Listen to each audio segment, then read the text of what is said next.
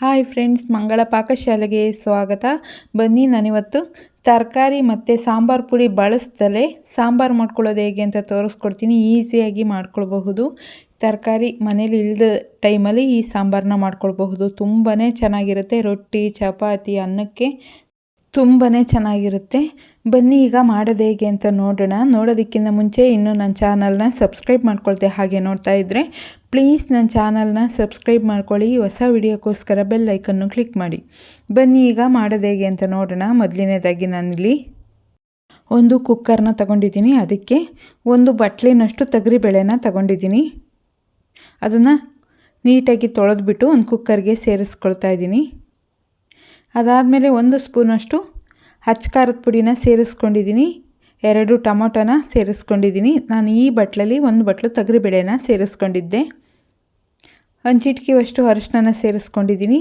1 ಸ್ಪೂನಷ್ಟು ಎಣ್ಣೆನ ಸೇರಿಸ್ಕೊಂಡು ನಾನು ಯಾವ ಬಟ್ಲಲ್ಲಿ ತೊಗರಿಬೇಳೆನ ತೊಗೊಂಡಿದ್ದೀನೋ ಅದೇ ಬಟ್ಲಲ್ಲಿ 4 ಬಟ್ಲು ನೀರನ್ನ ಸೇರಿಸ್ಕೊಳ್ಬೇಕಾಗುತ್ತೆ. ಸೇರಿಸ್ಕೊಂಡು ಕುಕ್ಕರ್ನ ಮುಚ್ಚಿಬಿಟ್ಟು 2 ವಿಷಲ್ ಬರೋವರೆಗೂ ಕೂಗಿಸ್ಕೊಳ್ಬೇಕಾಗುತ್ತೆ. ಈಗ 2 ವಿಷಲ್ ಬಂದು ಕೂಗಿ ತಣ್ಣಗಾಗಿದೆ. ಈಗ ಓಪನ್ ಮಾಡಿಬಿಟ್ಟು ಇದ್ರಾಗಿರೋ ರಸನೆಲ್ಲ ಒಂದು ಬಟ್ಲಿಗೆ ತೆಗೆದಿಟ್ಕೊಳ್ತಾ ಇದ್ದೀನಿ. ಸ್ಮ್ಯಾಶ್ ಮಾಡೋಕ್ಕೆಲ್ಲ ಸರಿಯಾಗುತ್ತೆ ಅದ್ರಾಗಿರೋ ನೀರನ್ನ ತೆಗೆದ್ರೆ, ಅದಕ್ಕೋಸ್ಕರ ಈಗ ಒಂದು ಸ್ಪೂನಿಂದ ಈ ರೀತಿ ಎಲ್ಲದನ್ನೂ ಸ್ಮ್ಯಾಶ್ ಮಾಡ್ಕೊಳ್ಳೋಣ.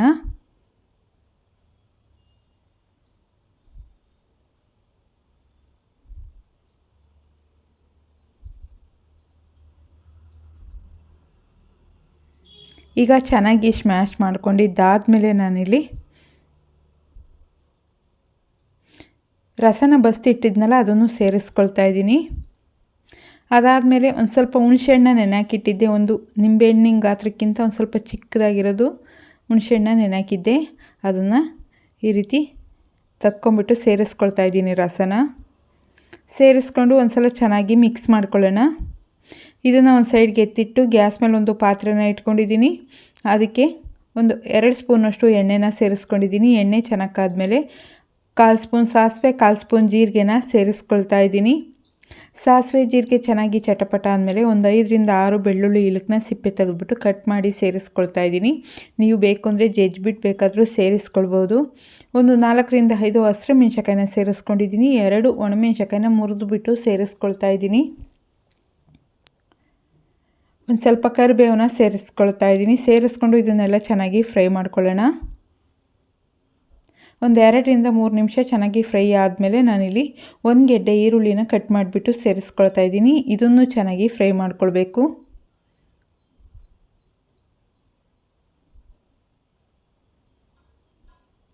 ಈರುಳ್ಳಿ ಎಲ್ಲ ಸಾಫ್ಟ್ ಆಗೋವರೆಗೂ ಚೆನ್ನಾಗಿ ಬೇಯಿಸ್ಕೊಳ್ಳೋಣ.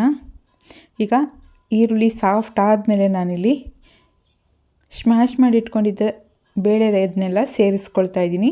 ಅದಕ್ಕೆ ಒಂದು ಸ್ವಲ್ಪ ಕುಕ್ಕರ್ಗೆ ನೀರನ್ನ ಸೇರಿಸ್ಕೊಳ್ತಾ ಇದ್ದೀನಿ. ಸೇರಿಸ್ಕೊಂಡು ಇದನ್ನು ಚೆನ್ನಾಗಿ ಮಿಕ್ಸ್ ಮಾಡ್ಕೊಳ್ಳೋಣ.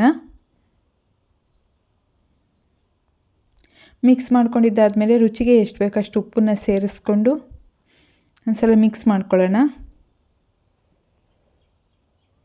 ಮಿಕ್ಸ್ ಮಾಡಿಕೊಂಡು ಇದನ್ನು ಚೆನ್ನಾಗಿ ಕುದಿಯೋದಕ್ಕೆ ಬಿಡಬೇಕು. ಈಗ ಇದು ಲಾಸ್ಟಿಗೆ ಒಂದು ಸ್ವಲ್ಪ ಕೊತ್ತಂಬರಿ ಸೊಪ್ಪನ್ನ ಸೇರಿಸ್ಕೊಳ್ತಾ ಇದ್ದೀನಿ. ಸೇರಿಸ್ಕೊಂಡು ಒಂದು ಸಲ ಚೆನ್ನಾಗಿ ಮಿಕ್ಸ್ ಮಾಡಿಕೊಂಡು ಇದನ್ನು ಚೆನ್ನಾಗಿ ಕುದಿಯೋದಕ್ಕೆ ಬಿಟ್ಬಿಡೋಣ.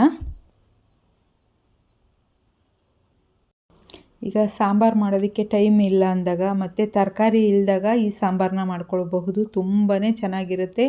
ರೊಟ್ಟಿ ಚಪಾತಿಗಂತೂ ತುಂಬಾ ಚೆನ್ನಾಗಿರುತ್ತೆ. ಬಿಸಿ ಅನ್ನಕ್ಕೂ ಕೂಡ ತುಂಬಾ ಚೆನ್ನಾಗಿರುತ್ತೆ. ಈಗ ಸಾಂಬಾರು ಚೆನ್ನಾಗಿ ಕುದ್ದು ರೆಡಿಯಾಗಿದೆ. ಈಗ ನಾನು ಒಂದು ಪಾತ್ರೆಗೆ ಸರ್ವ್ ಮಾಡ್ಕೊಳ್ತಾ ಇದ್ದೀನಿ.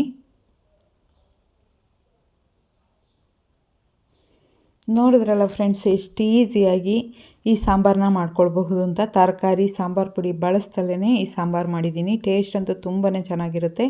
ಒಂದು ಸಲ ಮನೇಲಿ ಟ್ರೈ ಮಾಡಿ ನೋಡಿ. ಏನನ್ನಿಸ್ತು ಅಂತ ಕಮೆಂಟ್ ಮೂಲಕ ತಿಳಿಸಿ. ನಿಮ್ಗೆ ಏನಾದರೂ ಈ ವಿಡಿಯೋ ಇಷ್ಟ ಆಯಿತು ಅಂದರೆ ಪ್ಲೀಸ್ ಒಂದು ಲೈಕ್ ಮಾಡಿ, ಶೇರ್ ಮಾಡಿ, ಸಬ್ಸ್ಕ್ರೈಬ್ ಮಾಡಿ. ಹೊಸ ವಿಡಿಯೋಕ್ಕೋಸ್ಕರ ಬೆಲ್ ಐಕನ್ನು ಕ್ಲಿಕ್ ಮಾಡಿ. ಯಾರ್ಯಾರು ವಿಡಿಯೋ ನೋಡಿದ್ದೀರೋ ಅವ್ರಿಗೆಲ್ಲ ಧನ್ಯವಾದಗಳು.